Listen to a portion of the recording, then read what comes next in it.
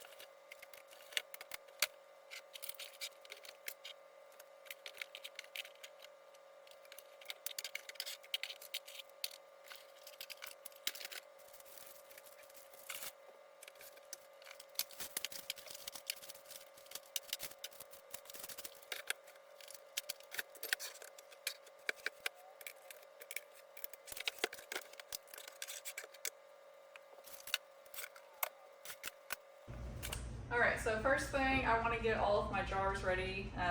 Hopefully soon in the next couple days for me, probably a little bit longer for you guys before I edit the video. I'm going to be canning potatoes.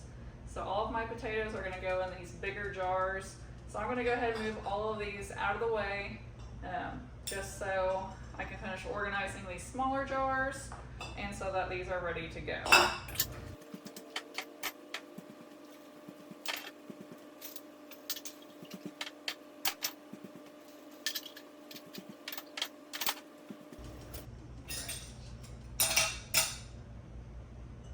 So really none of my stuff is organized yet. At the end of the season, I just kind of slammed everything in there.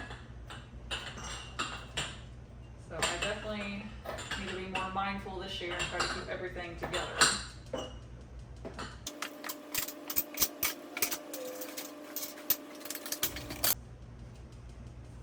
So I'm going to move these jars over into our catch-all room, and then I have more canning supplies in here.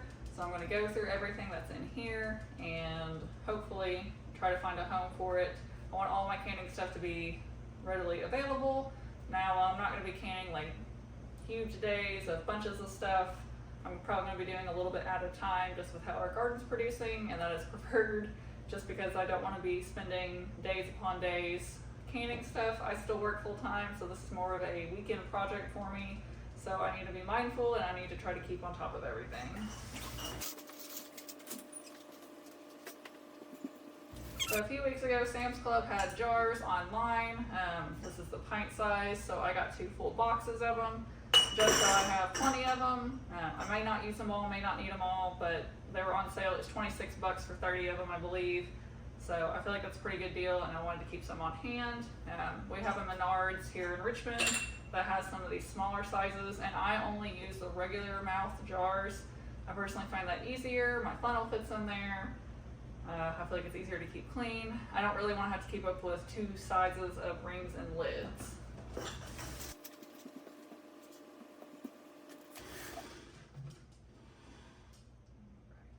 I have my pickling and canning salt here, a little grabber, this here, citric acid, my funnel, and I have one of these little wheels. Alright, and I have my little divider here, so these will come apart. Put these down at the bottom of the canner. So I'm in no way, shape, or form a professional at canning. I took a class at my local county extension office, and this is something I've been interested in for a while. So last year I took the plunge and I bought the pressure canner. I got this one off Amazon. I have nothing to compare to, so I have no complaints. I did almost catch it on fire once, and I'm still absolutely terrified to use it inside, so I only use it outside. But I mean, I feel like it's a good one. it came with a really long, big warranty, and I have that in there. So, and I am definitely going to give everything a really thorough bath the day of that I can stuff. I will wash out all my jars. I will run them through my dishwasher with just vinegar on like a speed 60 cycle.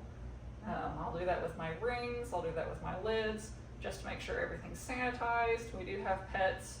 I would clean my kitchen really well before I start canning, and of course after, because it's always a disaster. So this is good to go, and it will seal and lock. The gauge is turning, so I don't know a whole bunch about canners. I've not ever had an issue out of this. Everything seems to be working fine, so I'm gonna deem this one good to go.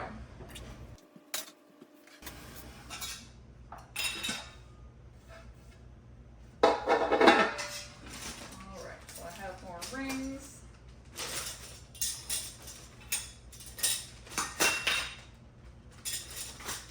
So I reuse all of my rings. I do not reuse lids.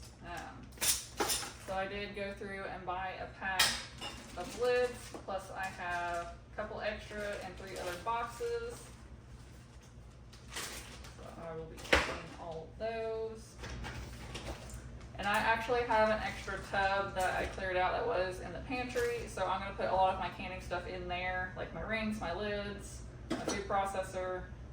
I do have a big roaster, I have a blender. All that stuff is either with our extra, I was going to say utensils, but that's not the correct word. Oh my gosh, what is that called? Kitchen appliances. So I'll keep all that together.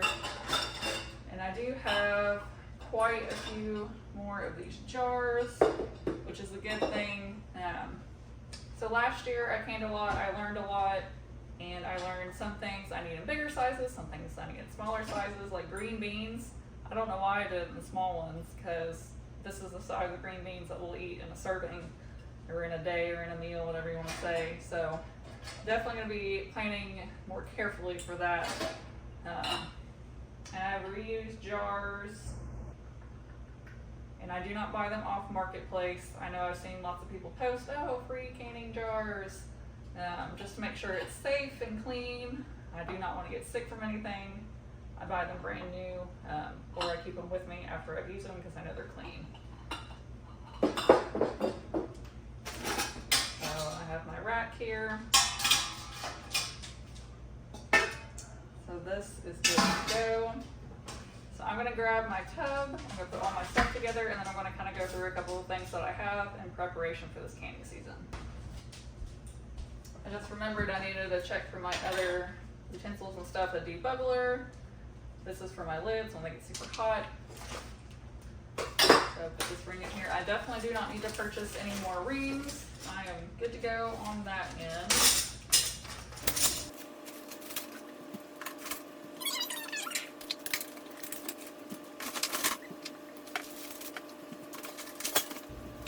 So last year I used a few of these packets and it worked really well.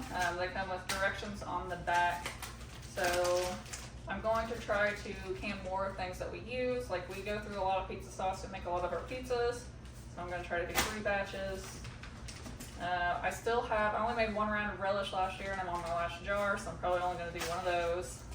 I enjoy dill pickles. And I'm the only one in the house that eats tomato soup, so I'm going to do a small batch of that. I found these at Menards, and I've seen them at Royal King as well as Amazon. So it's not bad, they taste pretty good.